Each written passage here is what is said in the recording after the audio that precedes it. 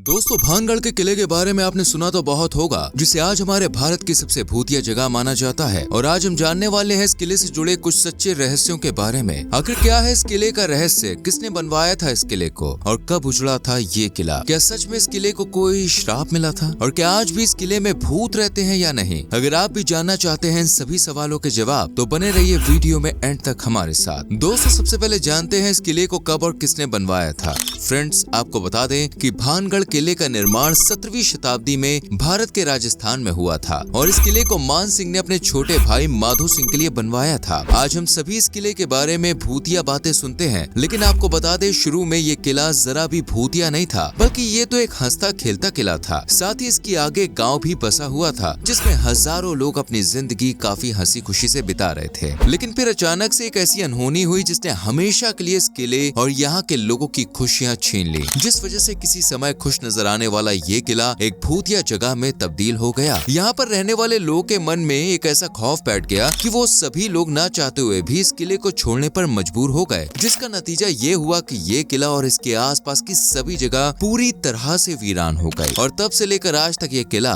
ऐसे ही एक वीरान किले के रूप में पड़ा हुआ है, जो कि देखने में काफी खौफनाक नजर आता है। अब दोस्तों, ऐसे में आप सभी के मन में सवाल तो जरूर आ रहा होगा कि आखिर इस किले के साथ ऐसा क्या हुआ था जो इसे पूरी तरह से भूतिया माना जाने लगा? क्या है इसके पीछे की पूरी कहानी? तो दोस्तों, वैसे तो इस किले के वीरान होने के पीछे कई कहानियां बताई जाती हैं, लेकिन इनमें से दो बहुत ही ज्यादा फेमस है और काफी डरावनी भी है। पहली कहानी के अनुसार साधु बाबा बालकनाथ किले के क्षेत्र में रहता था और कहा जाता है कि उसके हुक्म पर ही किले के आसपास कोई भी घर किले से ऊंचा नहीं बनाया जाता था, और अगर किसी ने किले से बड़ा घर बना भी लिया तो उसके घर की परछाई साधु के घर पर नहीं पड़नी चाहिए, क्योंकि अगर उसके घर की परछाई साधु के घर पर पड़ी तो ये पूरा किला और पूरा गांव ढेर हो जाएगा। और वाकई में ऐसा ही हुआ था। अब जानते हैं इस किले से जुड़ी दूसरी कहानी और सबसे ज्यादा मशहूर कहानी के बारे में, जो है जादूगर सिंधु सेवड़ा और राजकुमारी रत्नावती की कहानी। दरअसल महल के निर्माण के बाद उसमें एक बहुत ही सुंदर राजकुमारी रहा करती थी, जिसका नाम था राजकुमारी रत्नावती। ऐसा कहा जाता है कि जब राजकुमारी रत्नावती 18 साल की थी तो उनकी खूबसूरती की चर्चाएं दूर दूर तक हुआ करती थी और उनके बेहद सुंदर होने की वजह से ही बहुत से अलग अलग सियासतों के राजकुमार उनसे शादी करना चाहते थे, जिस वजह से आए दिन राजकुमारी के लिए शादी के रिश्ते आते।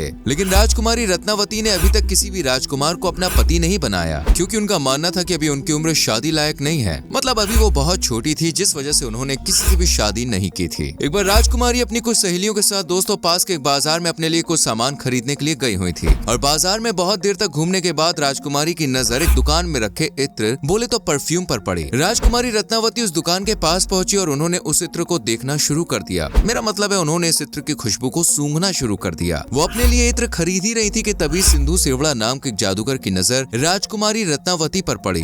दोस्तों, ऐसा बताया जाता है कि सिंधु सेवड़ा उसी राज्य का रहने वाला एक साधु था, लेकिन चौंकाने वाली बात ये थी कि वो कोई साधारण साधु नहीं था, बल्कि वो काला जादू करता था। अब जैसे ही उसने राजकुमारी रत्नावती को देखा, वो पहली ही नजर में राजकुमारी को दिल दे बैठा, जिसके बाद वो बहुत देर तक ऐसे ही राजकुमारी को घूर घूर कर देखने लगा। राजकुमारी रत्नावती उसे इतनी पसंद आई कि राजकुमारी को देखने के बाद से ही उसने ठान लिया कि चाहे कुछ भी हो जाए, अब तो राजकुमारी रत्नावती को हासिल करके ही रहूंगा। अब जैसा कि हम आपको पहले ही बता चुके हैं कि वो काला जादू करना जानता था, इसलिए उसने राजकुमारी द्वारा पसंद की हुई इत्र की बोतलों में से एक बोतल बड़ी ही चतुराई से उठाई और उस बोतल में अपना तंत्र मंत्र मारकर उस बोतल को दोबारा से और बड़ी आसानी से उसकी जगह पर रख दिया। दरअसल दोस्तों, वो इस काली शक्ति का इस्तेमाल करके राजकुमारी रत्नावती को हासिल करना चाहता था। खैर, अभी तक तो सब कुछ उस जादूगर सिंधु सेवड़ा के हिसाब से ही चल रहा था, क्योंकि अभी तक राजकुमारी ने उस इत्र के संग छेड़छाड़ करते हुए नहीं देखा था। और फिर राजकुमारी उस इत्र की बोतल को खरीदकर अपने महल की ओर जाने लगी। लेकिन अब जब राजकुमारी और उनकी सहेलियां अपने महल की ओर बढ़ रही थी, तब राजकुमारी की एक सहेली ने उन्हें बताया कि तुम्हारी इस इत्र की बोतल में किसी ने काला जादू किया है। शुरुआत में तो राजकुमारी को अपनी सहेली की बात पर यकीन नहीं हुआ कि सच में कोई ऐसा कर सकता है। राजकुमारी ने उस वक्त अपनी सहेली का थोड़ा सा मजाक बना दिया, लेकिन जब वो आगे बढ़ ही रही थी तभी उनकी सहेली ने सिंधु सेवड़ा को उन सभी का पीछा करते हुए देख लिया। वैसे राजकुमारी की सहेली को तो पूरा यकीन था कि सिंधु सेवड़ा ने इत्र में काला जादू किया है,